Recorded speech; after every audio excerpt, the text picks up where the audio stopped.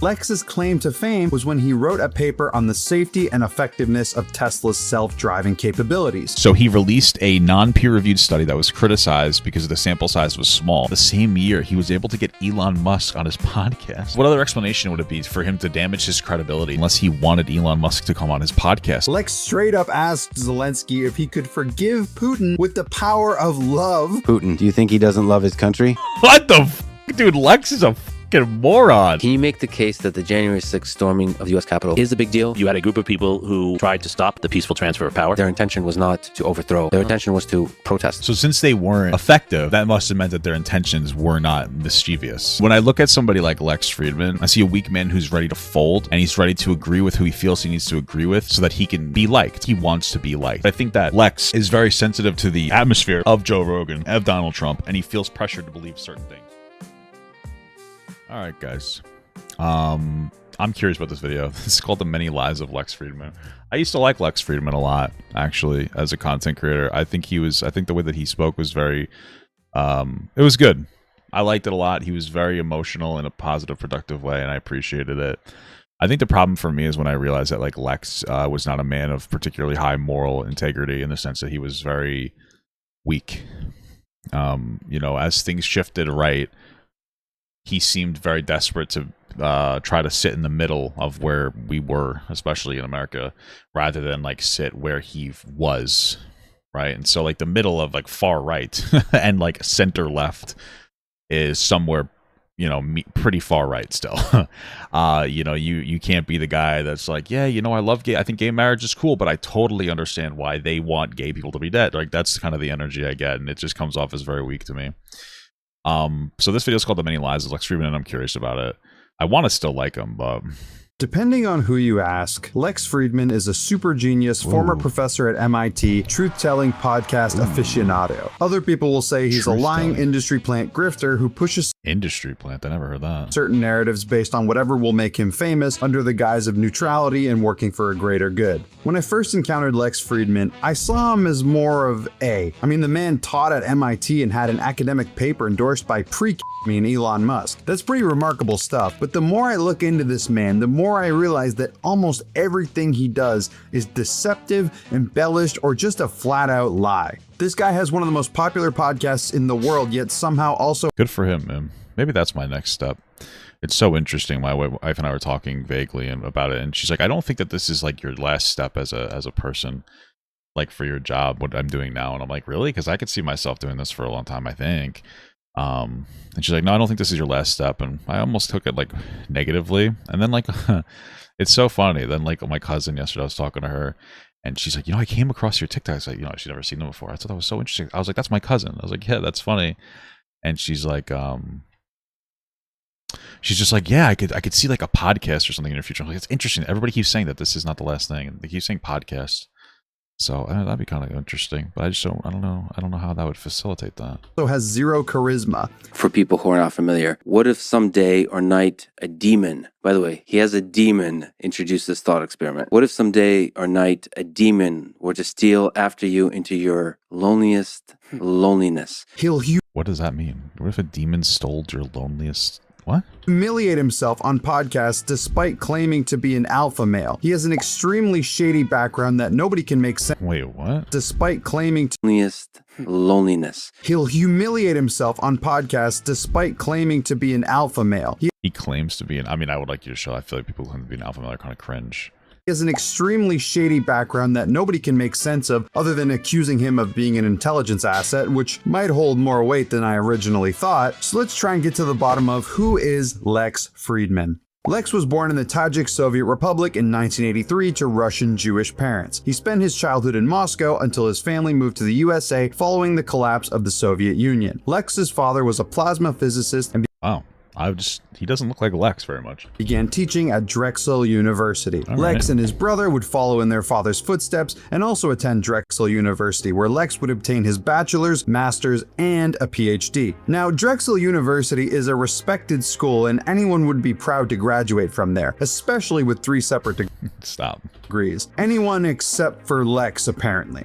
Why? What's interesting is that on all of Lex's personal media, he never mentions Drexel University, not even once. He never mentions he went there. He never talks about it on podcasts. Nothing. He and his dad had a podcast years ago, who, keep in mind, is a professor at Drexel, but that podcast has been scrubbed clean from the internet. Even going through his catalog, you won't. So what's the insinuation here?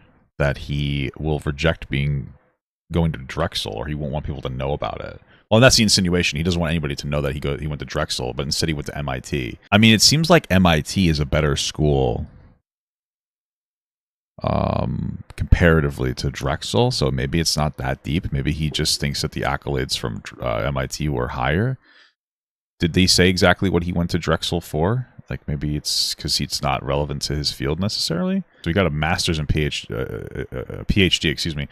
In what, though? Did we say what exactly he got in? Or maybe he's trying to separate himself from his, like, the nepotism angle? I don't know. Won't find podcast 100. What's weird is that you can find Drexel articles about Lex, and even this really old post where he confirms that he went there on his... Hold on, I want to see what it says. For all those unfamiliar with the ad riot use of 3rd century BCE philosophies in the College of Engineering, Fridman has a ready explanation. One professor fostered his childlike curiosity and joy in tackling big research questions. Another fostered the pragmatic and practical side of research. The dual approach was so effective that Fridman never felt the need to look elsewhere. He fulfilled all 3 of his degrees in Drexel. He seemed to love Drexel. So, interesting.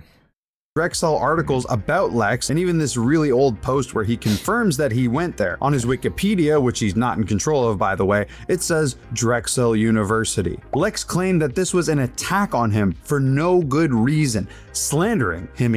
I've attacked a lot over the past 2 days. For example, my Wikipedia page was edited to mostly remove my time at MIT. I'm a research scientist at MIT, working there since 2015. I love it.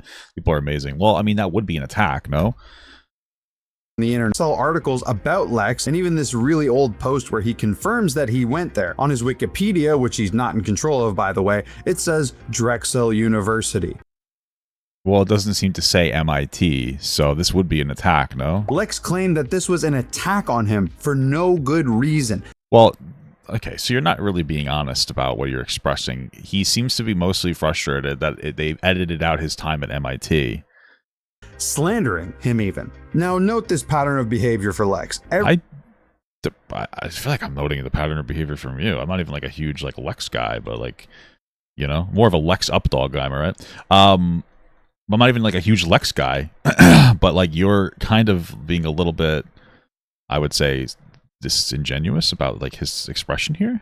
Every time he's confronted on something shady or something that doesn't add up, he plays victim. Try looking up Drexel on his subreddit and nothing will come up. In fact, if you even... I mean, this is an interesting point. Like, I wonder why he's so like private, like he's so private about like his time at Drexel. That I can appreciate. I don't like, it seems like he is mostly upset though in that page because his time at MIT was removed. No?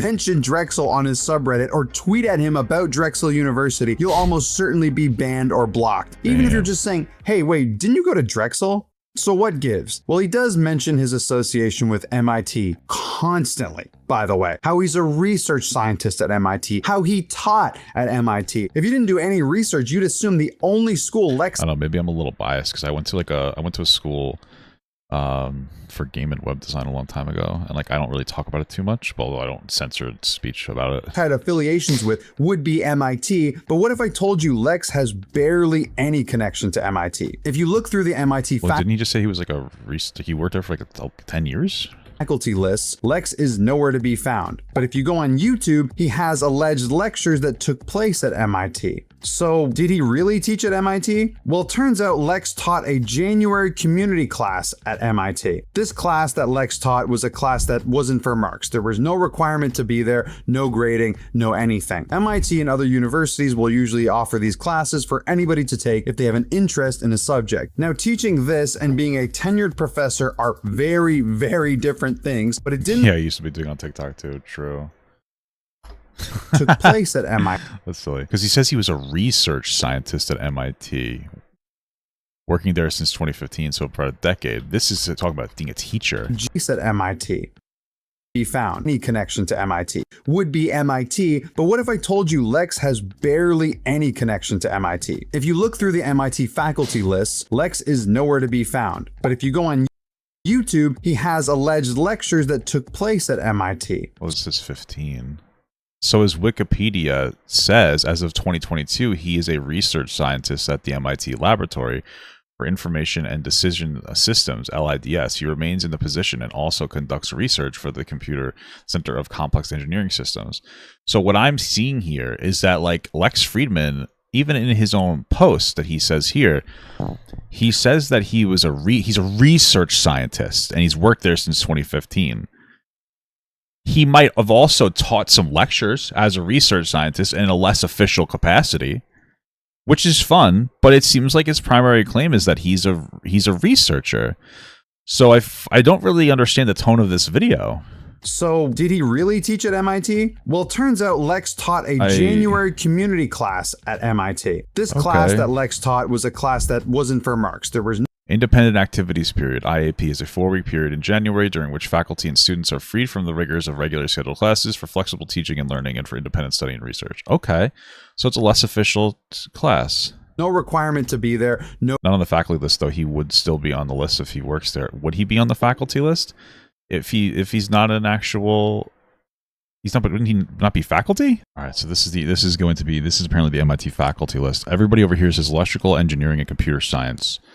So I'm assuming he's just looking up electrical engineering and community science here. He doesn't come up when I search him up here, just a bunch of other people. But, like, what if I clear all of this and we look at Lex? Would we find him?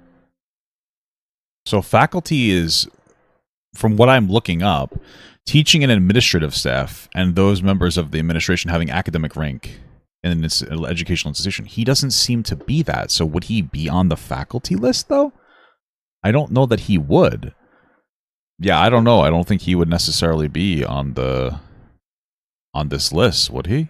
No grading, no anything. MIT and other universities will usually offer these classes for anybody to take if they have an interest in the subject. Now, teaching this and being a tenured professor are very, very different things, but it didn't stop Lex from putting MIT all over his social media. Did he say he was a tenured professor? LinkedIn, for example, says MIT and nothing about Drexel, which is weird because on a LinkedIn, you'd want all of your academic credentials on there. Even if you go to any... Sure, but you insinuated he claimed to be... Where did he claim that he was a tenured professor? Am I stupid? Did I miss something? Of his papers, it cites his school as MIT. Again, when you're publishing an... Go to any of his papers, it cites... MIT, okay. His school as MIT. Well, schools do research, so if he's researching for MIT, wouldn't that what it say? What does his LinkedIn say that he does? Credentials on there. Even if you go to artificial intelligence, deep learning, autonomous vehicles, human-robot interaction, Lex. Okay. Deep traffic. Okay. It says he's a research scientist at MIT. I don't understand. What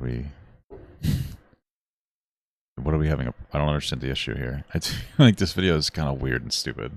Any of his papers, it cites his school as MIT. Again, when you're publishing an academic paper... Well, like cites his workplace as MIT. No, I don't... I don't understand. This seems like so petty and stupid. You'd want all of your academic qualifications in there. Maybe. So why is he so eager to cover up the fact that he... If you mention Lex Fridman got his PhD from Drexel, which has like a 7% acceptance rate and not MIT, I don't think get banned from Lex's stuff. Okay. He went to Drexel and not MIT. Well, because Lex uses this to give himself authority when speaking. Lex Fridman, MIT. Also, which is something those people seem to sometimes care about, the followers and stuff like that. Like, did you just do that?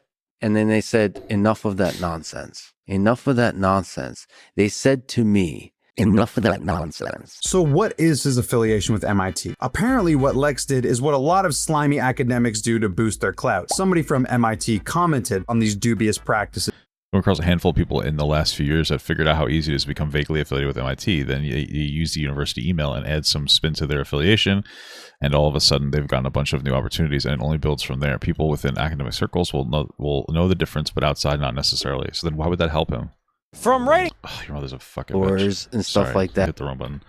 Dynamics due to people with their clout. Somebody from MIT commented on these dubious practices. Basically, what people will do is the bare minimum to get associated with the school. So for Lex, he gave a free lecture for no marks. But he's a researcher. It says it on his thing. He managed to get an MIT email as a result. People who aren't What? involved with MIT see that and think, wow. I'm very quick to dismiss his points. Okay, I don't even. I'm gonna get one guide by some fucking asshole. What am I dismissing? He's not being fully honest about what he's communicating to us. I'm not dismissing anything. He's bringing up these points that like Lex harped on the fact that he was a teacher at MIT, but like he doesn't harp on that fact. It seems like it's more that he's a researcher for MIT. What points am I dismissing? Should I just guzzle cum? Like, what do you want me to do? That's prestigious. Also, as somebody with a PhD, it's possible you could offer to do unpaid research for MIT, then you get library access, and most importantly, the MIT email. So are you saying that he doesn't work? Are you saying that he doesn't work for them? He just did it for free? The Is that your research claim? Is scientist that your indirect claim? at MIT, I've had, and especially just part of. I think he's trying it like the fake Mudahar thing, but he's not. Even if what this guy is saying is true and that he affiliated himself in MIT with a less intense way, it's not necessarily it's not the same at all as Mudahar saying that he's a fucking engineer and then not having finished school. What? A large set of. I haven't gotten to the point of the video where he thinks Lex LARPing as a researcher when he just vaguely affiliated. We don't know that yet. We're still building up to the point. This is the problem. Is like we digest information differently. This is why I do what I do, and like you do, like you okay, I'm not trying to like sound like I'm cool or anything. You seem to engage with content the way my wife does. She likes to watch the whole thing. I go piece by piece. Right now, we're doing a story breakdown. If we're seeing what I see in the beginning, which is like some kind of deceptive build, then the pop at the end isn't going to hit the same to me. This is the foundation on which the big reveal, I'm assuming, will happen later on. If this is so unsteady and these claims are so weird, then it has a negative impact on that boom. But I didn't take everything in first. I'm like taking it in piece by piece. Collaborations. I've had a lot of students come to me and talk to me about ideas. In reality, the only thing I've been able to confirm regarding the relationship between Lex and MIT is that he did teach a non-credit after-hours community class. Okay. That was also out of semester. So no, this doesn't make you a professor or even an associate professor. It makes you a guy who spoke at MIT one time. So Lex could be Gotcha. doing I mean, I still imagine it probably takes more to do that than your typical person. But okay. free research for MIT. I imagine they probably vet the people who teach even in a less official capacity, but okay. And teaching free classes. But saying he researched and taught at MIT is technically true. In the same way the guy who cleans floors at the Tesla factory works for Tesla. What? Oh, what? It's like Brendan Schaub claiming he was in the NFL because he tried out for the Bills, not realizing that literally anyone can just show up to a tryout. college football, NFL. Yep. You were on the training team, or not training Buffalo team. Bills. Buffalo yeah. Bills. Yeah, camp. This is probably a better representation, I suppose. What happened? But again, I don't think anybody could just teach even the less official courses at MIT. Camp. Yeah. I pulled a hamstring. What my favorite part about this whole saga is that for all of his profile pictures, Lex uses this photo of him speaking at MIT, and you'll notice all this complicated math behind him. You'd think that this is Lex's math, but no, it was the guy before him who wrote all this stuff on the board, and Lex just walked in after and gave a lecture. But it looks very fancy on literally all of his social media profile pictures. Okay, interesting. I guess that's starting to hit a little bit. This is the original research that got me kind of interested in Lex. It got me thinking, this is very shady. All of this is super suspicious. Why would you go so far to hide where you actually graduated from and push this MIT narrative so hard? In reality, any normal person would put that MIT as a footnote, but Lex makes it his entire personality and uses it when giving himself authority on certain topics. I think so far, what we got so far, the little fudging isn't like a big deal, but the fact that he won't list Drexel is strange. You know, that part doesn't really make too much sense to me, but I'm starting to slowly get a little sold. Especially, I know this sounds like a silly thing to sell me on, but on the pictures, for some reason, that gets me a little bit, because that is interesting. He walked in after, and, you know, when I first saw these, like, when I first, like, saw this especially, although more the other one, I guess, that he showed, where he was like a little bit younger. But when I first saw it, I'm like, oh, interesting. There's lots of equations on the board. But if he's taking pictures of that, I mean, he kind of knows what he's doing there, but I'm still not 100% convinced. But I could see what he would like, oh, look at that. Look at all this. Well, these are just words, though. Are these really anything? Is this really anything here? Is this his? Did he write these down? Doing free research for MIT. For this one, did he write these down? Are these his words? I don't know. Now, Lex claims MIT still pays him as a researcher, so clearly he must be greatly respected in the academic world, right? Other academics could come out and speak positively about his work, and all of what I'm saying would be disproven or overblown. But what's interesting is that... Well, I mean, I don't think that they would do that for like an internet, like, drama video, you know. Lex's claim to fame was when he wrote a paper on the safety and effectiveness of Tesla's self-driving capabilities. Okay. Now, somebody like Lex, who's taught at MIT and researches and has so much background in academia, would obviously publish a paper like this academically, right? But it never was published academically, which is very strange for anyone. Yes, peer review, it has drawbacks, but completely skipping that it's not the right approach. System first has been great for our field. Where reviewers have to post their review to open. Please do not go directly to media that distorts AI research. Lex Fridman from MIT blocked me because I urged him to avoid AI media hype and publish in peer review venues. As a premier educational institution, how can you allow this? There are universities that there are guidelines that universities research. So he's supposed to put it in. Okay. At an alleged high level like Lex, considering he's had papers published in the past that are considered legit. But for this paper, it was never peer reviewed or even published via MIT. Interesting. Okay. For those of you who don't know, a peer review is absolutely essential for any academic paper to be considered legit. That makes sense to me. Non-peer-reviewed study about Tesla Autopilot finding that drivers using semi-autonomous vehicles stayed focused, contrasting these. Why wouldn't he peer review it? I find that very interesting. Interesting. So I'm just reading through the Wikipedia. So Fridman rose to prominence in 2019 after Elon Musk praised a study Fridman authored at MIT, which concluded that drivers remain focused while using Tesla's semi-autonomous driving systems, which I doubt is even true, to be honest with you. Because what I'm hearing here is like if you have the system that drives for you, you have less of an incentive to maintain your individual focus. But maybe I'm wrong. The study was not peer-reviewed and was criticized by AI experts. That year, Fridman transitioned to an unpaid role at the MIT Age Lab. That sounds sketchy. And since 2022 has worked as a research scientist at MIT Laboratory of Information. As of February, Fridman lives in Texas. And he's still paid. Okay. The one thing that I'm wondering is it's very interesting. It's interesting that he never published this because that communicates to me that he wasn't confident enough in it. And the fact that Elon Musk praised it, I don't know. Maybe that's why he didn't want. I don't know. It just, what did he make it for? What I'm really concerned with is, has he ever published any other research papers to a peer reviewed source? That's like a thing that I'm more curious about. Yeah, peer review helps point out flaws. That makes perfect sense. I'm just wondering, did he do any other? Does it even say he went to Drexel in his fucking thing? Dude, I think this...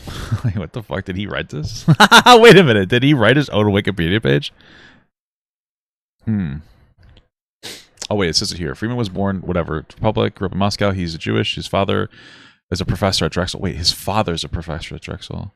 When he was 11, soon the collapse of the Soviet Union, Fridman finally moved from Russia to Chicago, where he attended the high school. He went to obtain his master's degree in computer science at Drexel. Okay, he does say that. They don't focus too much on it, but I guess it's more than enough. I'm so... 2014, Freeman was hired by Google to continue his dissertation work on the use of AI for identity authentication. At Google, Freeman participated in deep learning efforts for large-scale behavior-based authentication. He left the company after only 6 months, stating that he preferred the chaos of research and the academic environment. I guess he didn't like being organized. In 2015, he moved to MIT's Age Lab to work on psychology and big data analytics to understand driver behavior. Okay, so literally driving.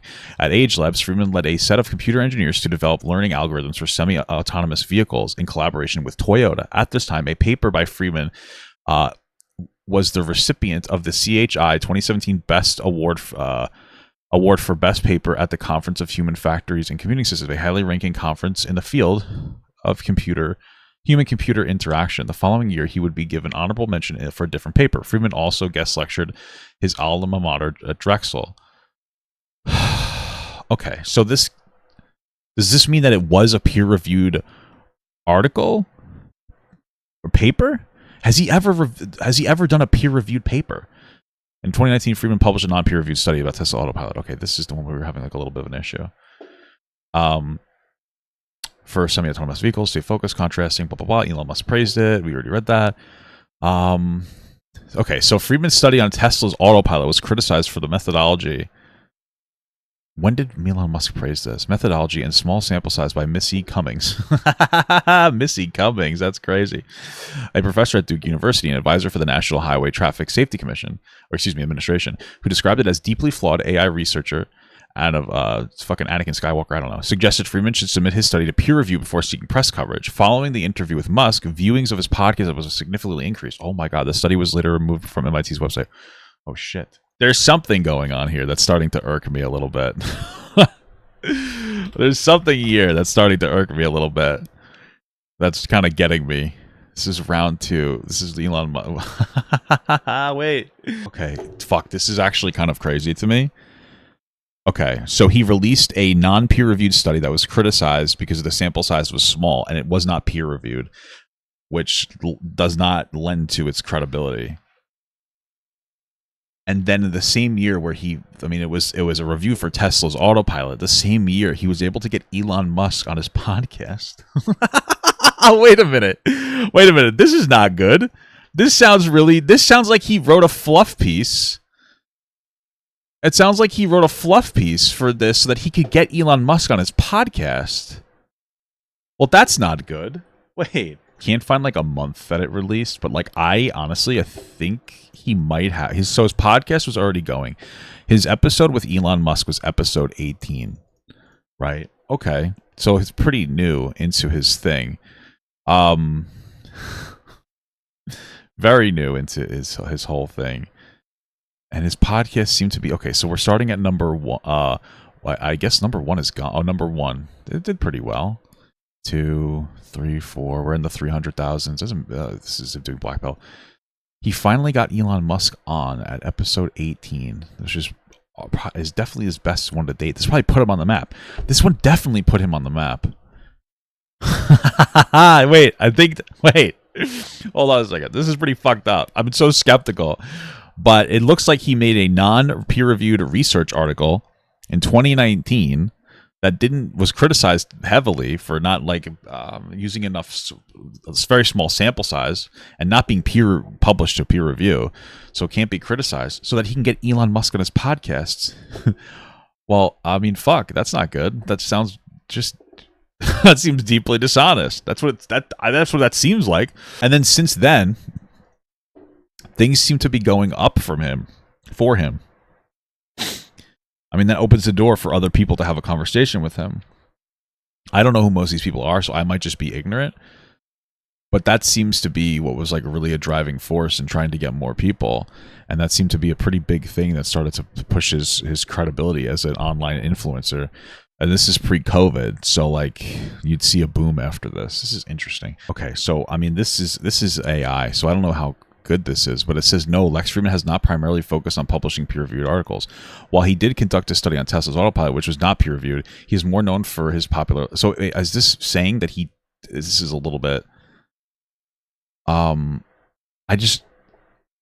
Did he make any peer-reviewed article up until this point? Again, I don't know how good these articles are or how good like these AI is, but it says that Fridman has authored several peer-reviewed papers, primarily in fields of artificial intelligence, autonomous behavior, human robots. Okay, so deep traffic crowdsourced hyperparameter tuning, whatever, that was apparently published for peer review. MIT Advanced Vehicle Study, large-scale naturalistic driver study of driver behavior and interaction with automation.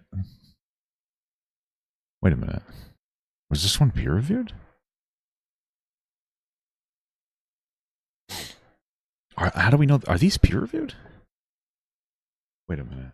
All right, the human side of Tesla Autopilot is the one that was not peer reviewed. So it looks like these are peer reviewed. Okay, so this interesting. It looks like these are peer reviewed. If we're trusting Grok, I'm gonna trust it for this time. And it has several other articles on there. It seemed like his last article was not peer reviewed. I'm so skeptical. Okay, this is fucking killing me because Grok is telling me that these are all peer reviewed papers, and then Google's AI is telling me that he didn't have any peer reviewed papers.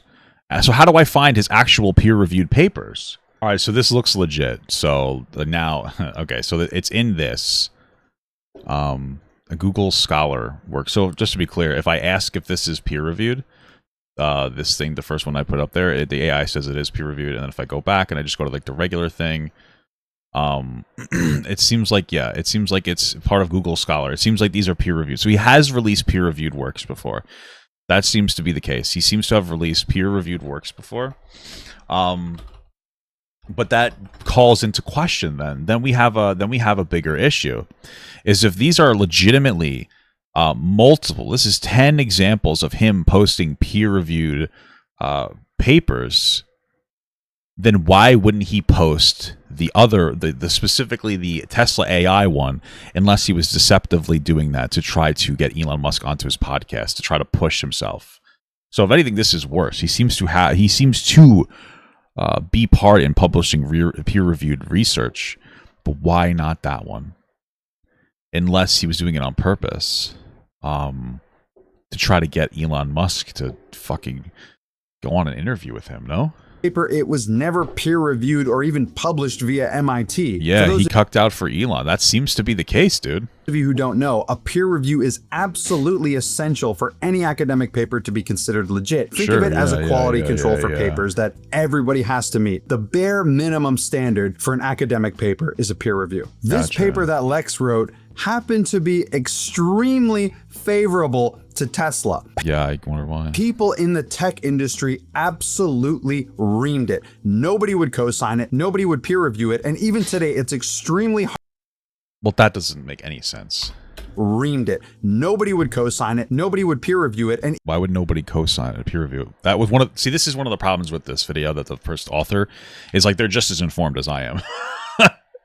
Because when you read into it, the criticism, the people would have peer reviewed it. He didn't submit it for peer review. So that's just like a weird criticism. That doesn't exist. Like what he just said is not true. Even today, it's extremely hard to find an archive of it. Yeah, because I think MIT disavowed it. Basically, they took it off their website, which is another thing. So the study was later removed from MIT's website. So that's like something to keep in mind, that it was removed from the website, right? Which is like a big deal, I think, at least. Most of what you can find on it is people shitting on how bad it is. In fact, experts in the field called it incorrect, biased, and I find much of what Mr. Fridman is saying to be extremely concerning, not just because it's factually incorrect, but because it's misleading to the point of negligence. I believe Mr. Fridman has so much bias towards Tesla and that use of public shadow and safety driving, that what he is saying is not only the type of objective and informed information he is supposed to present as an educator, is not only not the type of objective and informed information he's supposed to present as an educator, but that is unethical and dangerous, since it misleads his students and audience to the point of providing them false confidence in these systems and such puts them in danger. That's fair. Misleading to the point of negligence. That is pretty damning, if I do say so myself. The paper was so biased and so bad that people in the industry have actively distanced themselves from Lex as a result. Even people who aren't high-level academics want nothing to do with him, like Neil deGrasse Tyson. Have you seen Lex? I like Neil deGrasse Tyson. DeGrasse, whatever. I think he's a smart guy. He's cool. Fridman playing guitar while he's driving around a self-driving car. Yeah, Lex drove around in a Tesla while playing guitar. It's pretty fascinating. Have you done Lex's podcast? Doesn't seem very fascinating. No. You would love him. He's an AI researcher. From MIT originally, and now he's mostly doing independent work and doing his own podcast. And brilliant guy. You would love him. Mm-hmm. And he's got an amazing podcast, too. Okay, so here, it's going to be in this section I don't think you're interested in Lex's podcast. Lex actually It seems like he's just not even interested in engaging. Okay. is one of the most brilliant people I know. I think you would love talking to him. An interesting quote here from Walter Bagehot. I love him. I love him, dude. That's so funny. It's funny that he doesn't want to be part of the drama.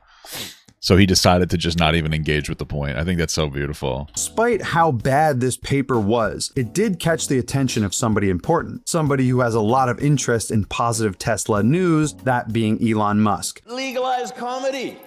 Yeah. We know Elon isn't one for morals or facts as long as it makes him money and makes him feel good. So he signal boosted Lex super hard to the point of even appearing on his podcast after only 18 episodes. Yeah. Well, I don't think it's unreasonable to say that this is why that happened. Whether it was intentional to try to get Elon, I mean, that I wouldn't doubt that. I don't have any other explanation for why Lex, despite the fact that he's released multiple peer-reviewed research papers, why he would create a research paper that's blasted for just being dog shit and not being honest or accurate, not get it peer-reviewed. Like, what else? What other explanation would it be for him to damage his credibility to do that, to write a fluff piece article for Elon Musk, unless he wanted Elon Musk to come on his podcast or have some kind of association with him? It doesn't make any sense. This has caused people to call Lex an industry plant, which, depending on if you consider this a plant move by Musk, could be true because it blew Lex up. I mean, maybe. Maybe. I don't know. I don't think it makes him a plant. I think it makes him a cocksucker. I think it makes him a cocksucker that's desperate for validation from Elon Musk and desperate to push his podcast over facts into mainstream podcasting. Some random AI researcher almost overnight became one of the biggest podcasters in the world, pushing Lex as an intellectual who went to MIT and is a trusted source when it comes to research. All right, this video is slowly it's grooming me. Okay, interesting. Even if none of those things are true, or at least half true. Ever since this interview with Elon, Lex has been an absolute Musk and Tesla meat rider. He will stop at no self-awareness to defend his hero Elon. While Elon could be considered Lex's jumpstart, his appearance on Rogan was what truly solidified him as a podcasting mainstay. Joe, being immune to bullshit, was immediately enthralled by Lex Fridman. Thinking this man was a super genius, he got him connected to some of the most influential people in podcasting. I don't know who the fuck these are. Oh, is that Brendan Schwab? Is this Whitney Cummings, Brendan Schwab? And oh, that's Joe Rogan. I thought this was fucking... I thought he was the guy from Breaking Bad. Like Brendan Schaub. This left Lex... Isn't Brendan Schaub a fucking loser nobody cares about? Lex and Joe with almost completely overlapping audiences, with Joe being the more Neanderthal-brained one and Lex being the alleged intellectual. Speaking of Neanderthal brain... Well, he probably is a smart guy. I don't think Lex is stupid. It just seems like he's fudging his credentials, which by themselves I don't even care about. I really don't care about the fact that so far it seems like maybe he downplays his goings to Drexel University to get his master's or his PhD. I don't necessarily care that he does that and he tries to more closely associate himself with MIT, because I don't care that you fudge your resume a little bit. What really makes me harp on it is this dishonest fucking research paper. That's what really gets me more than anything else. Brain. I want you to imagine this. Me arriving at the Melbourne airport. I am jet lagged, can barely function, and I'm forced to stand in a line at a cell phone kiosk to get a SIM card so I can use my phone. The attendant speaks an incomprehensible dialect of English known as Australian, and it takes me well over an hour to finally have my phone up and running. None of this would have happened if I used Saley. I didn't know where he was going. I thought he was doing a comparison about how the phone guy sounded smart compared to him who knows nothing about phones, and that was the relationship between Lex Fridman and Joe Rogan. Easily my favorite sponsor to grace this channel. Right. Saley is an eSIM app that I have guys. We keep the sponsors going for the videos. Literally recommended to every single person in my life that travels. I even used it when I went to VidCon last month, and it was a lifesaver. My phone. What the fuck? That travels. I even used it when I went to VidCon. Oh my god, I forgot. Dan Tavius talked to me about this guy before. Fuck, this is Dan Tavius right here. Dan Tavius was like, hey, do you know, I have a couple of YouTuber buddies. We were chatting the other day. And he's like, do you know Ghost Gum? And I was like, I have no idea who the fuck this guy is, bro. I have no idea. Fuck. Wait, I remember this guy exactly. What the fuck? That is so funny. Holy fuck. Worlds collide. I'm assuming it's this guy. I don't know. Maybe it's this white guy. Who the fuck knows? That's so funny. Jesus Christ. What the fuck? That's just so silly. That's fucking crazy, dude. What the fuck? Last month, and it was a lifesaver. Okay. My phone plan requires I pay $14 Whoa. per day when I go abroad and use data. Saley charged me the same price for a data plan that lasted me a week. But when I added the code GHOSTGUM at checkout, it was actually cheaper than 1 day of roaming data. And pretty much no matter where you're going, Saley will have you covered. I mean, look at all the countries they have. You're basically good anywhere. My mom and sister were a bit skeptical, but after they checked a few other apps, they said Saley had by far I think everybody just uses WhatsApp now. best prices, which you can take advantage of by scanning the QR code on screen or clicking the link below and using code GHOSTGUM to get 15% off. And even if you're not traveling, you can use Saley to top up your data and save some money. It also immensely helps out the channel, so Doesn't everybody have free data now in like the United States? Or? check them out if you're in the market. Use the QR code on screen or link Can I use this for Fortnite too? in description. And if you want to support these videos, this is the best way to do it. Since Lex had captured an audience similar to Joe Rogan's, he felt the need to be like Joe Rogan, which has led to some hilariously embarrassing moments like this. So I learned more in these maths than I have in all my years. I'm a nerd, I got a PhD. I learned more about life, about the mind on these maths than I have in all the years of school. Is he really a black belt or? If you want to be the best in the world at something like I do, I want to build robots better than anybody else in the world. Or whether that's knitting or yodeling, anything. You have to work.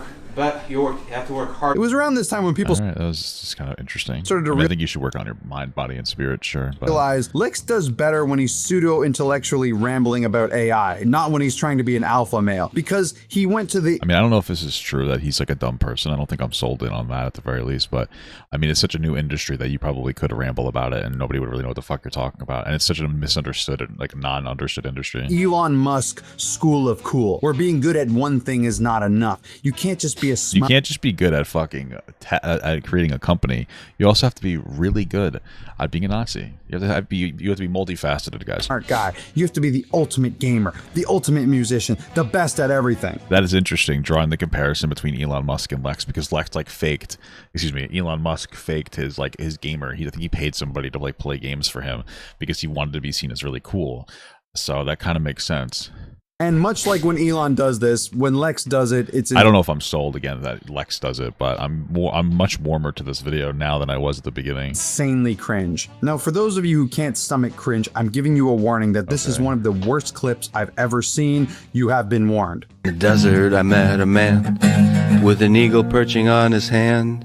And he asked me, son, what can I do for you? In this cruel world, there is a man you should listen to as you journey on through life.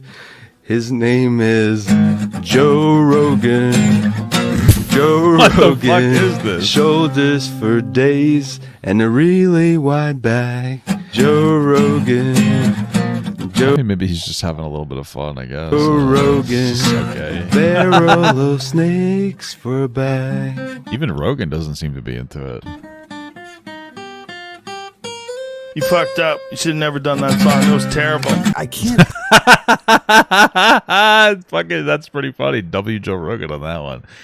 Yeah, that was a little weird, man. And obviously, you're not very good at the instrument, which is okay. There's nothing wrong with that, but that was fucking cringe. But maybe he thought that was funny. That it would be Elon Musk's idea of bring back comedy, you know? Put my finger on it, but I think what makes Lex so embarrassing is he's trying insanely hard to make it look like he's not trying, if that makes sense. Once you notice that he's a transparent figure, it makes everything he does groan-worthy. I mean, this guy basically faked his way The problem with Lex is his nice guy act is so clearly fake. That part I can agree with. Yeah. to the top and is now still faking it. Lex has been That guy's. I like that we were referencing someone named Big Peen 666 though. That's fucking beautiful. getting ever more political lately. While claiming to be a centrist, he clearly has a bias, especially towards Trump and Elon or whoever else might take interest in his takes. Well, that's what centrism is nowadays, isn't it?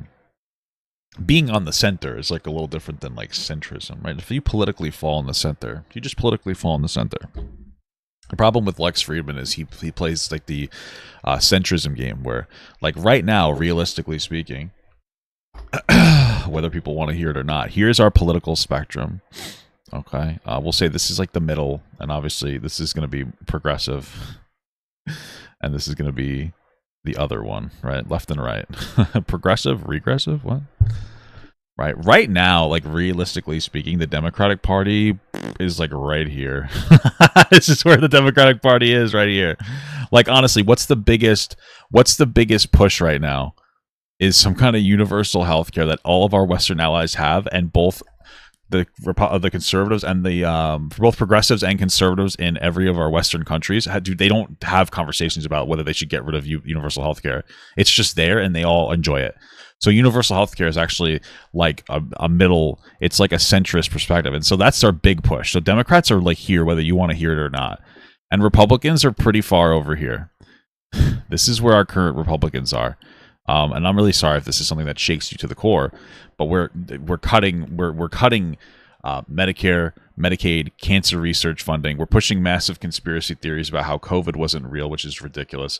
We're pushing, like, there's a lot of there's mounting amounts of racism, right, for the instance when it comes to getting rid of illegal immigrants. The conversation isn't like, hey, listen, we can't sustain illegal immigration, which is fair. The conversation is they're sending their worst, and these people are horrific and horrible, right? We're violating laws. Trump is protected from them. Trump is protecting pedophiles by not coming out with the Epstein stuff, even though he promised to do it for however many years. You know, there is a lot. I mean, we're talking about the overthrow, the attempted overthrow of the government, to the point that Mike Pence, good thing that he didn't fold over and allow those faulty electors to be counted. I mean, the right is very far right. And so if you're somebody who's in the center, you're more over here, right? But if you are a centrist, you are here. And, you know, the middle of fucking, you know, the middle of like normal and crazy is still the middle of normal and fucking crazy is still crazy, right? So this is where Lex likes to sit. And I don't think Lex likes to sit here because he believes in this. I think Lex likes to sit here because he's a fucking coward. And I think that that's why when he wrote his research paper that he wouldn't publish, that guzzled the cum of Tesla, because he wanted an interview with Elon Musk in his early days before, you know, his podcast was big, and that really put him on the map, because there's no reason to explain why somebody who would publish multiple research papers beforehand for MIT would all of a sudden do a research paper that is incredibly biased and called out for being dog shit and not have it peer reviewed. And this is the problem with like what centrism is. Centrism is cowardice. It's like not wanting to be offensive to anybody, and it's just cowardice. It's just like loser shit. This is like realistically the reality. Well, this is the reality of the world. It's the reality of the world. Now what's interesting is Lex can get bigger profile guests than Joe Rogan. Like this guy had Jeff Bezos, Benjamin Netanyahu, and Oliver Stone on his podcast, plus all the high profile Rogan guests. Like I don't know that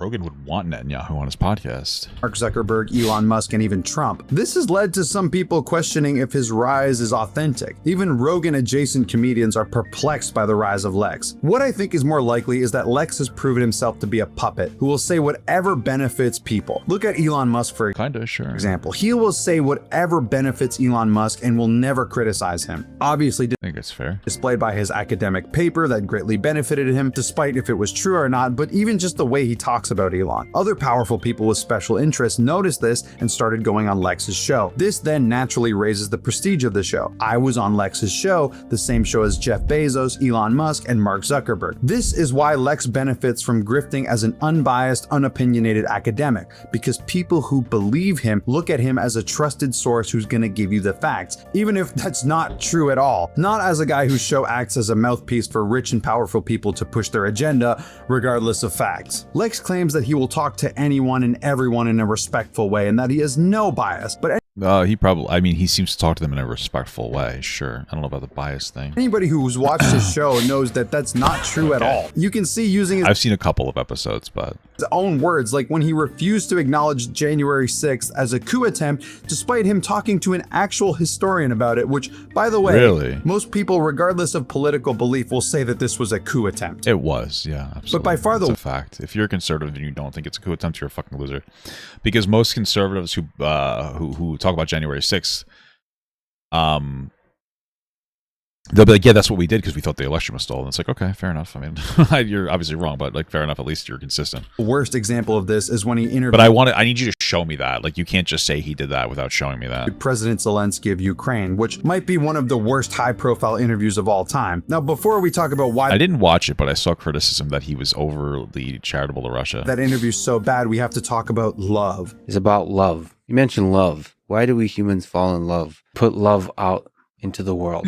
I used to really enjoy when he would talk about him being like an emotional, empathetic man, just to be clear. Ask you about love. Bukowski had this line about love being a fog that dissipates with the first light of reality. Lex has this embarrassing obsession with the concept of love. He is constantly talking about love like a teenager who tried mushrooms for the first time. Why can't we all just love each other, man? It's super corny that a guy with as much academic background as Lex thinks that all problems in the world can be solved as if it's a fucking Disney princess movie. And I definitely seek that kind of love with a life partner, with a person that I could, how does the saying goes, ride or die with. That's so sad for Lex that he's like so desperate for this. Is interesting. It's so interesting that he's 41. He doesn't seem to have a partner, and his entire it seems like he is very obsessed with the concept of love and being in love. What a sad thing to have. That's so sad. That's such a what a sad thing. I feel bad for people who are not in love because, like I feel like for somebody in Lex Fridman's case, it's almost impossible for him to fall in love. I think that for anybody who's not meaningfully struggling in life, it's very difficult for you to find love. And I'm sure he has his stressors, but like realistically speaking, you know, you build, in my opinion, the best relationships. He does look good for 41. I'm 35, so. You build the best relationships when you're in like your worst moments. You know, when you're someone like Lex Fridman, who has a very successful podcast and other accreditations, it's hard for you to find somebody and to vet them. And you can't really vet somebody until you've dealt with like struggles. Like for me, my life has not been the super hardest in the world, but I've had some things to deal with. And that's when I met my wife, and then there's a direct relationship with being with my wife and being like, I would say, the best version of myself so far, and like finally being somebody that I don't that I'm somewhat proud to be, right? So yeah, I feel like it's a little difficult for him to find that. Also, there's a clip here that says Lex Fridman on MIT Drexel and Research.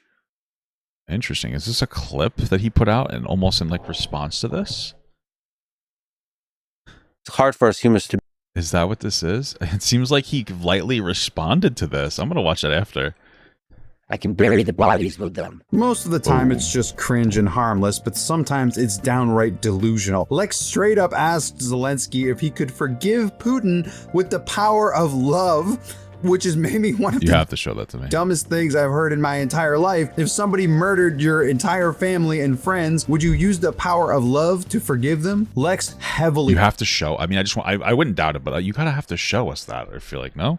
Is that a hard ask for you to show us where he asks him that question? Looking up the word love in the transcript, that it just got me. Swimmer. Well, if you think that the president of a country is completely crazy, it is really hard to come to an agreement with him. You have to look at him as a serious person who loves his country and loves the people in his country. And he conducts, destructive military actions. Who are you talking about now? Who loves his country? Putin. Do you think he doesn't love his country? No. What is his country? What the fuck? Dude, Lex is a fucking moron. Bro, I literally just looked up love in the transcript, and that's humanized. He loves his people in his country. He kills political opponents and doesn't give people the opportunity to vote freely. He's been president for 25 years or whatever. Do you think it's because he's a great president? He's willing to throw Russians to death so that he could try to take over other countries. What the fuck is Lex talking about? Oh my god, I've never seen that in my entire life. That was the most pathetic, embarrassing thing I've ever seen in my entire fucking life. What the fuck was that? That's loser shit. Oh my god. That's some fucking loser shit. What are you talking about? Holy fuck. Okay.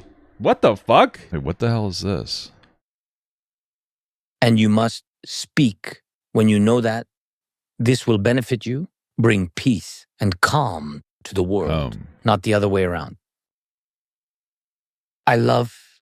Okay, whatever. I don't care about that. I know he's just like cum guzzling Trump so he can try to get help out of him. So it seems like the reason why this wasn't quoted is because like he doesn't directly ask him that question, but he does kind of like ask the question, and it is kind of valid. I don't know if you could get a clip that would summarize it perfectly, but he pressed Zelensky on Russia and the war and asked him some pretty hard-hitting questions, but will not give that same hard-hitting attitude to the other side. So with all this talk about maybe we will watch that. Maybe we'll watch, I don't know, maybe another time. Love, Lex must be this stoic figure that really cares for all humans, except much like his entire persona, it's all an act. Proven when Mark Norman shared a story of Lex freaking out at a lady because her printer wasn't working. Well, what's fun is we did it in a hotel in New York. He was in town for some reason, and the printer wasn't working in the lobby, and I got to watch him yell at the lady behind the desk, and that was weird, seeing him not be that robot guy. He was like, what the hell? The printer doesn't work? Get your shit together. And some girl like, I don't know. Do you think Lex has love for her? Or better question, could he learn to forgive that printer? It's all a grift to prop up his image as this forgiving, nice guy intellectual. If you couldn't tell by watching the Zelensky interview, Lex is also a Russia shill. Now, it's not yeah, he's from Russia, so proved he's being paid by Russia like Tim Pool. Yep, true. We have to look a bit deeper when looking at Lex. Like when he was shitting on Zelensky after he met... The amount of disrespect President Zelensky showed to Donald Trump and the American people today was insane. This was a mistake. I have tremendous respect for President Zelensky for the heroic actions he took at the early days of war, but diplomacy at this stage is obviously required, showing respect to the world leaders even more so during tense, difficult, peaceful negotiations. From what I remember, this made me fucking pissed off too, was a tweet that was in reference to the fact that Zelensky came in without a suit on, and he was like trying to have a conversation with Donald Trump, and Trump was wrong. Trump is wrong, and he's an idiot, and he's a dumb fuck when it came to Russia and pretty much everything else. And he was sabotaging everything. He was putting blame onto Ukraine for what was going on and saying that they would have to settle for losing parts of their land. And then he was talking about not, like helping them to stop, the war. You need to empower Ukraine to continue to fight against Russia. Because if they take a little bit, if they take an inch, they're going to go for a mile. They're going to keep trying to push through Europe. Met with Trump and Vance, but guys, he's totally unbiased and is just looking for solutions, which is why he had Thanksgiving dinner with the Trump family. What the fuck? I'm grateful to have spent Thanksgiving with Ivanka Trump and Jared Kushner and family, especially epic, was while I was watching Godfather, greatest film of all time, leave the gun, take the cannoli. What the fuck? What a loser. Totally unbiased, by the way. If you think the guy who had Thanksgiving dinner with the Trump family and was made famous by simping for Elon Musk was unbiased. Did he say thank you after the dinner, you think? I have an MIT academic paper to show you that I definitely wrote, and if any of you in the comments say otherwise, you will be permanently banned from commenting on my videos. Lex is also a big believer in free speech, which is why he literally blocks anybody who criticizes him. Alpha male Lex might be one of the most sensitive. What is this? I was banned from our Lex Fridman for asking community on their opinion on Lex removing the clip of him defending January 6th and pushing back on historian Jeremy Suri, who claimed it was very bad. Wait a minute. All right, this is his January 6th conversation. Can you make the case that the January 6th storming of the U.S. Capitol is a big deal? And can you make the case that it is not a big deal? Why would you make a case that it's not a big deal? I think the case is overwhelming that it was a big deal. And I opened the book with this before going back to the end of the Civil War because I think it echoes that moment. You had a group of people who literally tried to stop the peaceful transfer of power. Yeah. And were by taking faulty electors to misrepresent the people in those states. Yeah. And there's overwhelming evidence of this. If they had caught the vice president or the speaker of the House to do bodily harm to them or to kidnap them. So this was a coup d'etat. That is the definition of a coup d'etat, when you try to capture and prevent elected officials from doing their job. Yeah. That's a huge deal.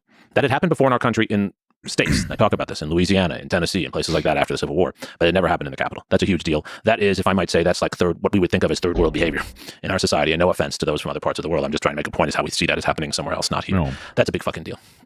The case that is not a big deal, I guess the case to make there is that they didn't succeed. The case that is not a big deal is not that their intentions were not bad. I don't see how you can defend their intentions. The case is the case that's not a big deal is that they're a bunch of clowns. And yeah, they broke in, but in the end, once they got in there, they didn't know what to do, which is true.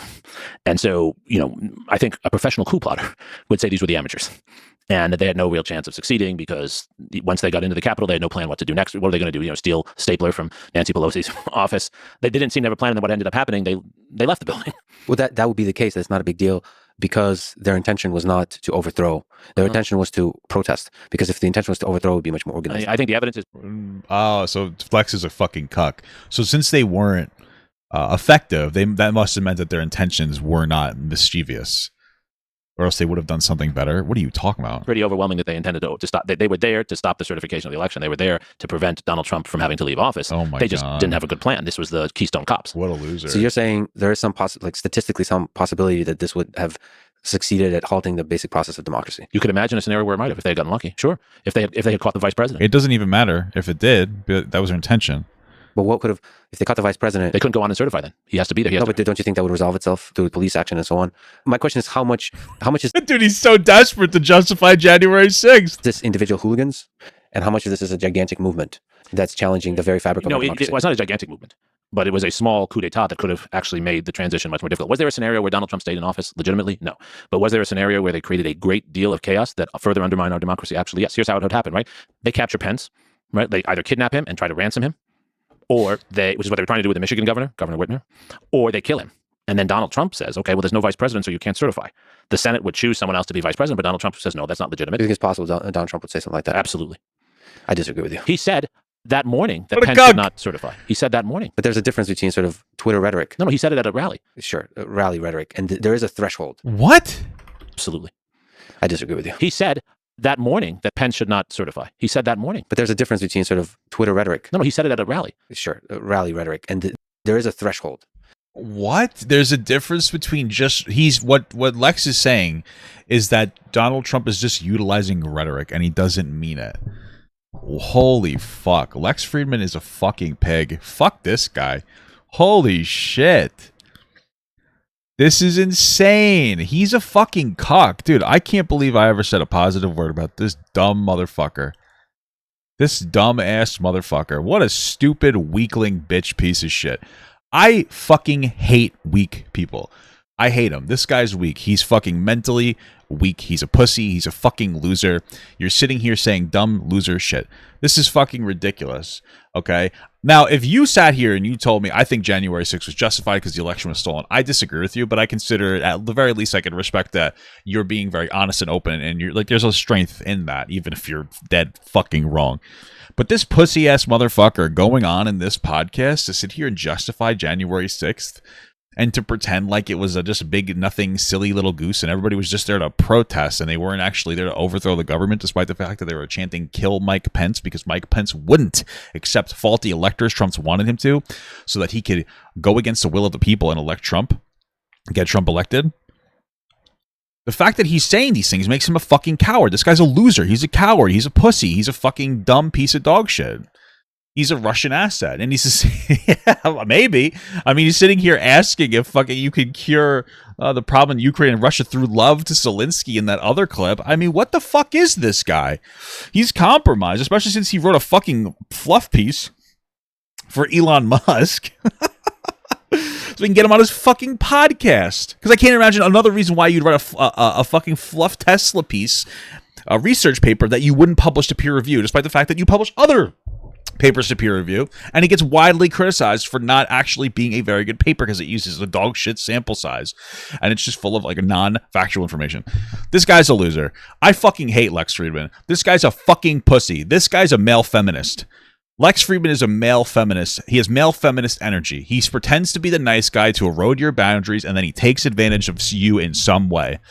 Whether that is trying to fuck you after you're a little too drunk, or whether that is after making you like him, sitting here and cum guzzling fucking dictator, ravenous pieces of shit like Vladimir Putin through like, well, do you think he loves his people? Yeah, I think that the guy who assassinates political opponents and doesn't let people freely vote, which is why he's been president for over 2 decades, yeah, I think that guy loves his people so much he won't listen to their actual wants, needs, and desires when it comes to voting somebody else in. That's what love is, Lex, you stupid motherfucker. This guy's a pussy. Fuck this guy.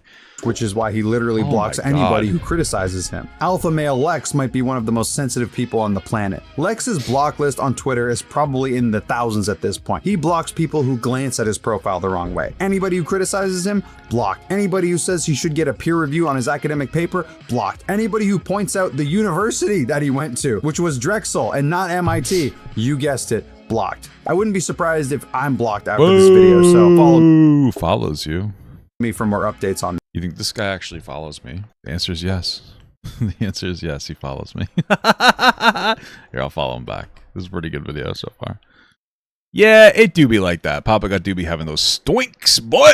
The censorship has gotten so Probably just because of Dan Tavius. bad on Lex's subreddit that they had to create another one just to actually discuss and criticize Lex. People were getting He has his own snark, is that it? banned for just simply asking questions about Lex's background. And when they're not banned, sometimes we'll get a rare Lex sighting. Lex is so terminally online that he will randomly show those piggies up in comment sections to defend himself, saying that the internet is full of hateful, cruel people, but he still has love for them, of course. He disappears just as quickly once you question his ethics. Okay, but who cares about Lex's personal life or opinions? How is his podcast? Surely he must be a good interviewer. Joe Rogan, whether you like him or not, can carry a conversation. He's charismatic and can make even the most boring guests an entertaining chat. Most of the time. Lex does not have this same skill. His podcast is incredibly boring and slow. In fact, if you want to listen to it, turn up the speed because it becomes way more tolerable. Beyond the bias, shilling, and corniness, Lex just isn't a great conversationalist, which leads to some incredibly awkward and uncomfortable moments. I don't know, from what the minimal amount that I've seen, he does seem to be fine. I haven't noticed that he was like a bad conversationalist. As alpha in everything I do as he gets, and the fact that and Joe Rogan said that I thought Scent of a Woman is a better movie than John Wick. Put me into this beta category. Lex has this I don't know what that means. really shady thing where nothing about him is really true. It's all half-truths, embellishments, withholding information, sometimes straight up censoring information. It's left people asking, what does this guy even do? Who is this guy? People have taken notice of this, especially over the years. Tim Dillon had an impeccable rant about these pseudo-intellectual types that basically sums it all up, including Lex. That Lex Fridman interview is great. It's great. It's 6 hours because he takes 6 minutes to ask each question, but I love him. I'm just trying to stay in this, but he's great. He's a genius. And everyone says he's a genius. I don't know if he's a genius. What does he do? He's a coder? Yeah, for AI. Wait, so what does that even mean? So like he Does anyone have to ask credentials anymore? Everyone goes, Eric Weinstein's a genie. Does anyone know why? What is there anything they've done? No, truly, because all they do is talk. Is there anything they've built? Okay. Is there one appliance that they have anything to do with? Have they come up with something even like the Rotato, which peels and slices a potato as you could? Like, is there one thing any of them have done except whack off Elon Musk and talk? And you can't find a thing they do. What is their job?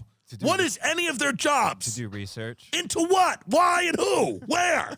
Where's the what? It's actually a They good all point. do research all day, but they're all on Clubhouse for 9 hours. What are they researching? They're just talking about trans people. That's actually so funny. They're all supposedly tech geniuses who's talking about who has a cock. I'm not a fan of women getting beaten up by men in sport, but it's like, these are the best minds of our time, and all they're talking about is if somebody's tucking the D. It's convenient that That's a good point. That's fucking ridiculous. Lex and these other guys say I mean, that is one of the go-tos. Especially if you notice on Piers Morgan, what you'll see a lot of like conversation, mostly shouting at each other over Israel Palestine because that's hot for him and it makes him a lot of money. And then when they have nothing else to talk about, it's like, well, should trans women compete in sports? It's like, okay, that's a great conversation. Let's do that for the 500,000th time in the entire world. Like, probably not. Let's be fucking real. But like, is that every trans person? Most trans people are just trying to hold down a fucking job. Just go to fucking school and live in society without getting fucking, harassed relentlessly by weird little MAGA freaks whose entire life is them trying to suppress the fact that they want to suck the fuck out of a goddamn penis, and that when they were a kid and they fucking touched their best friend's dick, that was the most amazing time in their entire life, but their dad made it so that they couldn't be friends with them anymore because being gay is so super wrong and horrible and God would look down on them. But guys, that dad relentlessly beat the fuck out of his fucking mother, and the church was just like, hey, let's try to reduce that behavior. But did it work? No, not really, because I think that when it comes to the church trying to reduce behaviors, they're more interested in shuffling people around the country so that they can do a worldwide fucking United States tour of molesting children than actually have a positive impact. So, I don't know, man. I just feel like there are more productive things to spend our time on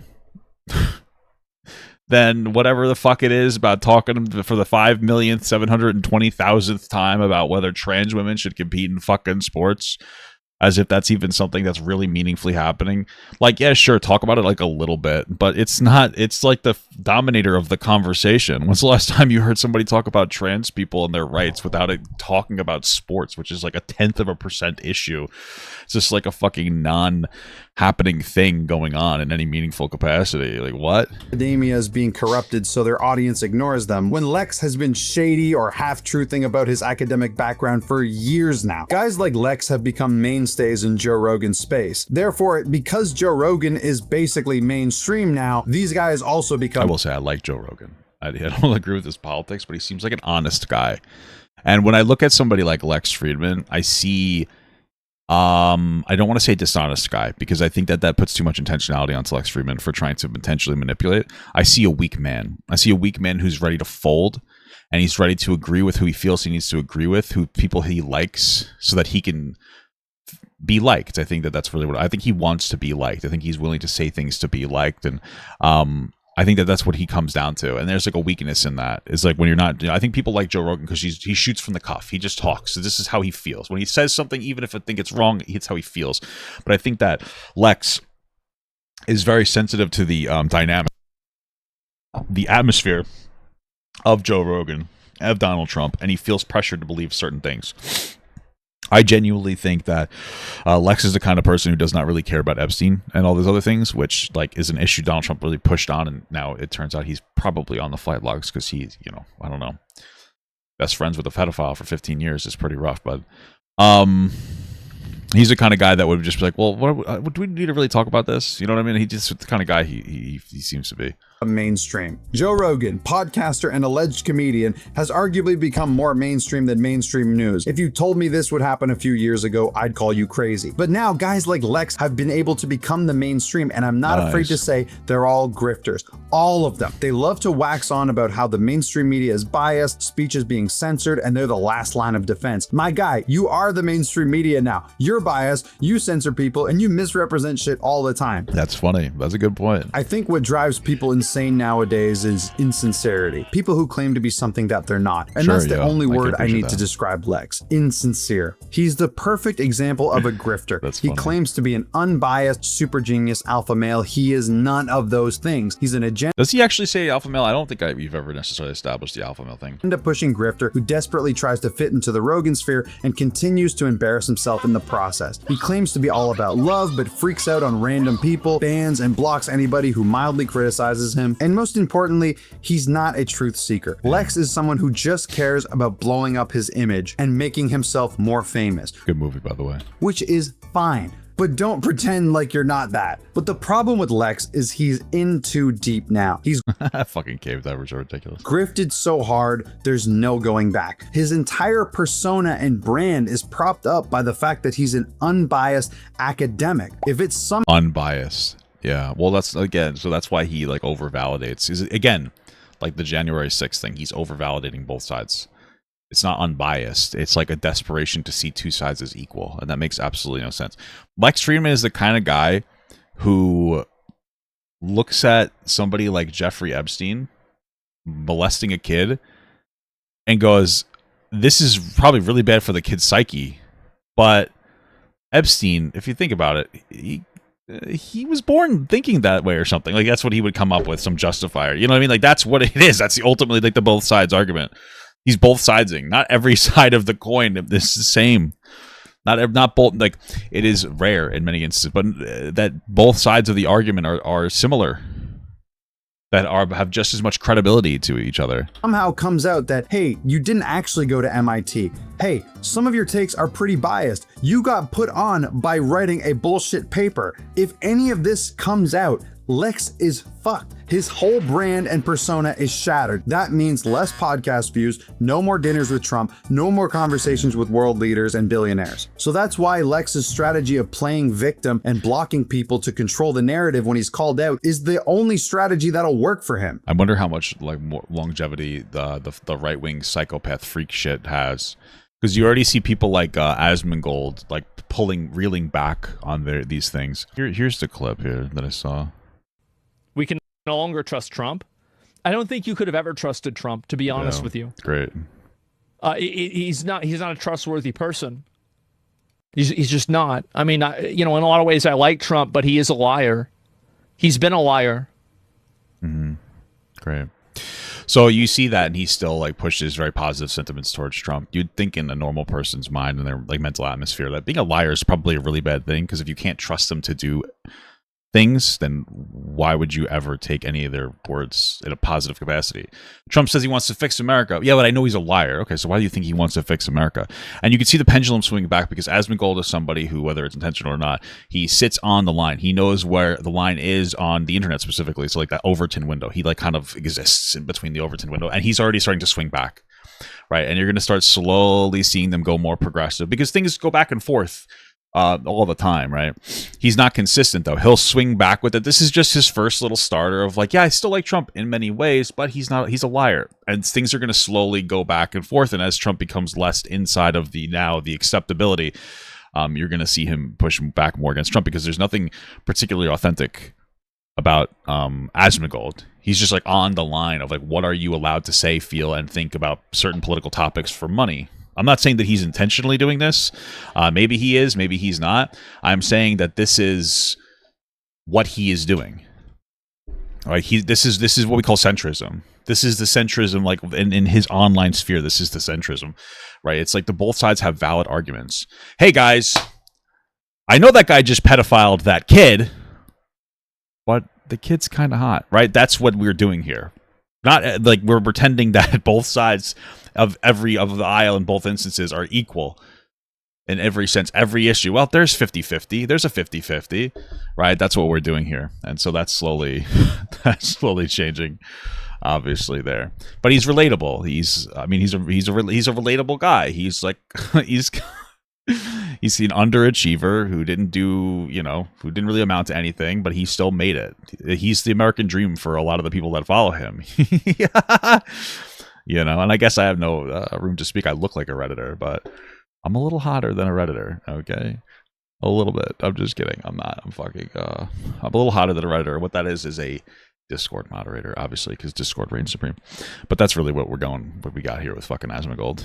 And the worst part is Lex's audience will continue to buy into his victim complex, that he's actually a really nice and smart guy who's getting attacked for no good. Well, he's relatable to the online incel audience that I don't want to say incel, online audience of people who are just like underachieving men who don't really seem to be able to find a job, who have very little motivation and drive to do anything, who play video games all day. Like, he's very relatable for a very large section of people on the internet. That's what makes him relatable. Those are who follows him. That's who follows Asmongold. Good reason. He isn't respected by academics. He isn't motivational. He's a boring as shit podcaster. So why the fuck do people watch him? There's a running joke within the podcast world that Lex is an intelligence asset. I had a good laugh at this until I watched this episode with Tim Dillon, where Lex gets a bit defensive about calling other people intelligence assets. Not do things overtly with our military and with U.S. policy and get things passed through Congress. You have a shadow organization. Now, I won't go I wish we would have shown what they said, but into it due to YouTube's ad regulations, but the end of this podcast had everyone saying that Lex is in the Mossad. I believe this to be true, not because I know I haven't seen it, so I can't have a strong opinion on this. Of any links or proof that Lex is in the Mossad, but because it's the only explanation on why one of the most boring podcasters ever gets to interview some of the most high-profile people on the entire planet. Well, I don't think he's that boring. That's the thing, is I watched a couple of his episodes. He's not really a boring guy. I think the Destiny one and the Ben Shapiro one. Also, recently, since the Trump and Elon falling out, Lex has said they need to do a podcast and solve their issues. So, yeah. Think about who really gets hurt in the divorce. Love is the answer. As some guy on some podcast once said. Wow, that's gay. Incredible. I'm kind of interested in his response-ish to this. It's just a clip on his channel, Lex Fridman on MIT Drexel and Research. I think it's a response. If I may, one more thing I wanted to briefly comment on. I find myself to be in this strange position of getting attacked online often from all sides. Okay.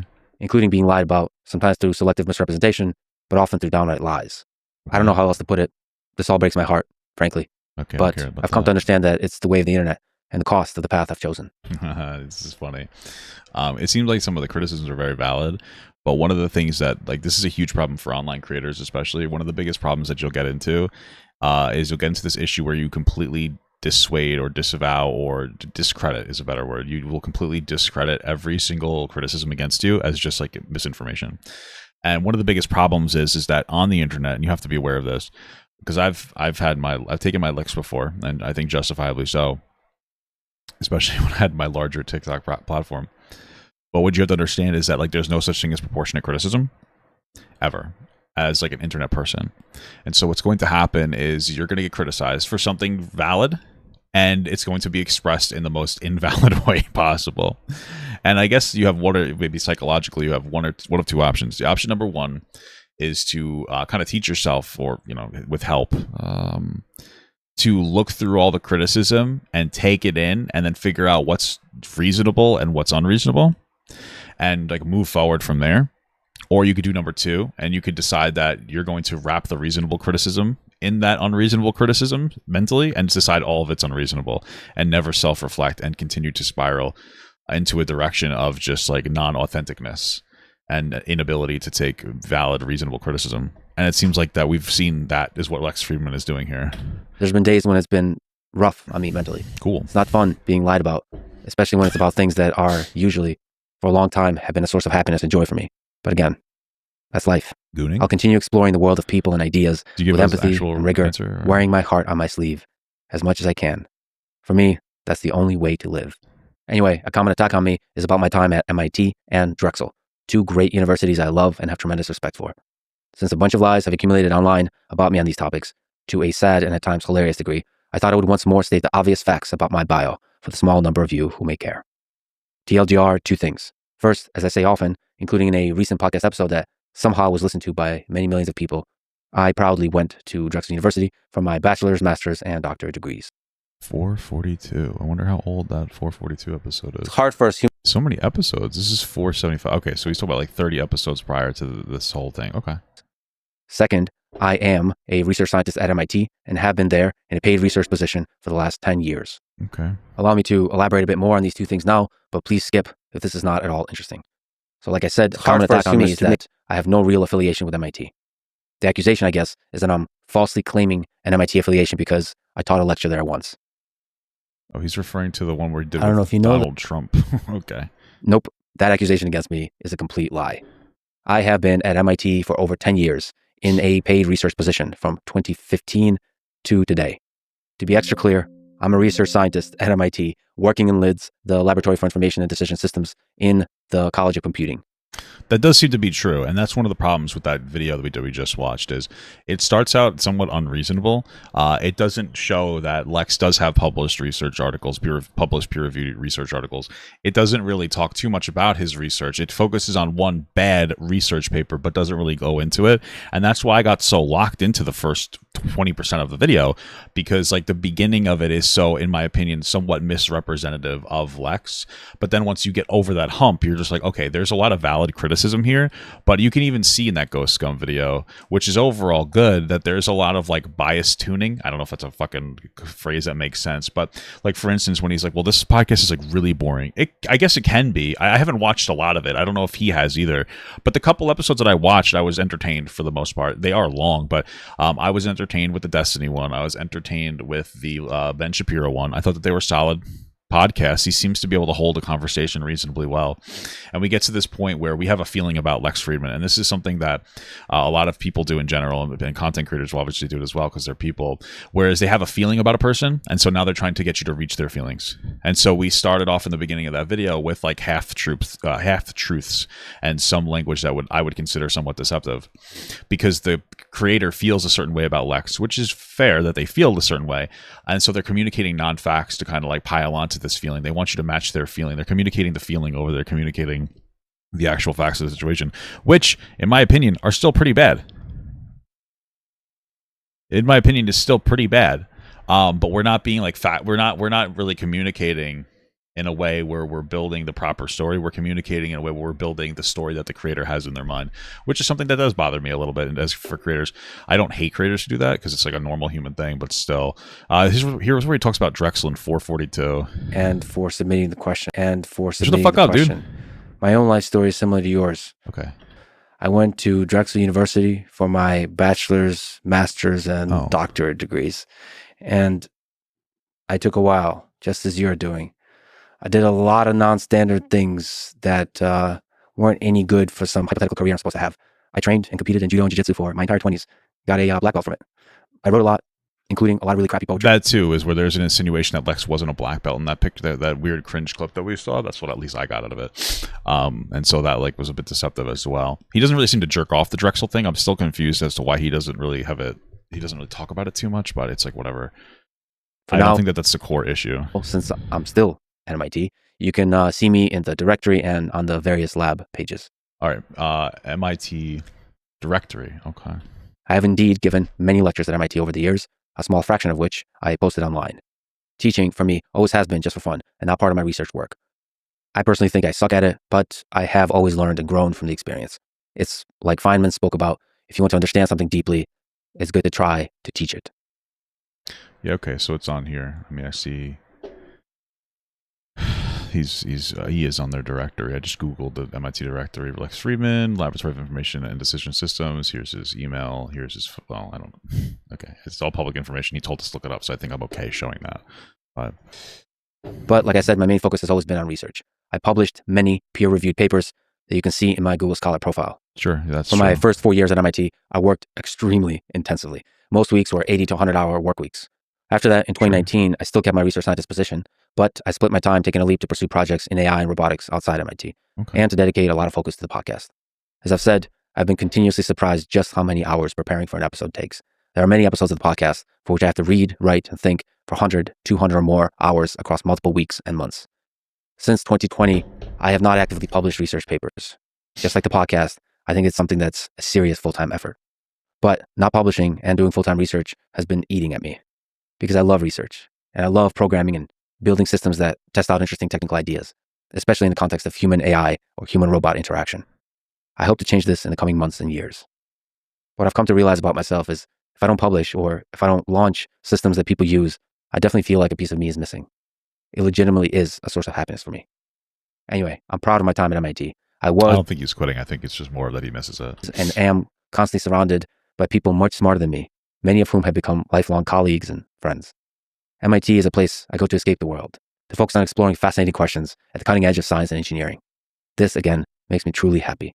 And it does hit pretty hard on a psychological level when I'm getting attacked over this. Perhaps I'm doing something wrong. If I am, I will try to do better. In all this discussion of academic work, I hope you know that I don't ever mean to say that I'm an expert at anything. In the podcast and in my private life, I don't claim to be smart. In fact, I often call myself an idiot and mean it. I try to make fun of myself as much as possible, and in general to celebrate others instead. Now, to talk about Drexel University, which I also love, am proud of, and am deeply grateful for my time there. As I said, I went to Drexel for my bachelor's, master's, and doctorate degrees in computer science and electrical engineering. I've talked about Drexel many times, including, as I mentioned, at the end of a recent podcast, the Donald Trump episode, funny enough, that was listened to by many millions of people, where I answered a question about graduate school and explained my own journey at Drexel and how grateful I am for it. If it's at all interesting to you, please go listen to the end of that episode or watch the related clip. At Drexel, I met and worked with many brilliant researchers and mentors from whom I've learned a lot about engineering, science, and life. There are many valuable things I gained from my time at Drexel. First, I took a large number of very difficult math and theoretical computer science courses. They taught me how to think deeply and rigorously, and also how to work hard and not give up, even if it feels like I'm too dumb to find a solution to a technical problem. Second, I programmed a lot during that time, mostly C, C++. I programmed robots, optimization algorithms, computer vision systems, wireless network protocols, multimodal machine learning systems, and all kinds of simulations of physical systems. This is where I really developed a love for programming, including, yes, Emacs and the Kinesis keyboard. I also, during that time, read a lot. I played a lot of guitar, wrote a lot of crappy poetry, and trained a lot of in judo and jiu-jitsu, which I cannot sing enough praises to. Jiu-jitsu humbled me on a daily basis throughout my 20s, and it still does to this very day whenever I get a chance to train. Anyway, I hope that the folks who occasionally get swept up in the chanting online crowds that want to tear down others don't lose themselves in it too much. In the end, I still think there's more good than bad in people. But we're all, each of us, a mixed bag. I know I am very much flawed. I speak awkwardly. I sometimes say stupid shit. I can get irrationally emotional. I can be too much of a dick when I should be kind. I can lose myself in a biased rabbit hole before I wake up to the bigger, more accurate picture of reality. I'm human. And so are you. For better or for worse. And I do still believe we're in this whole beautiful mess together. I love you all. All right. Well, that's something. I mean, it explains some stuff, but I still think he's fucking pathetic. So, cool beans.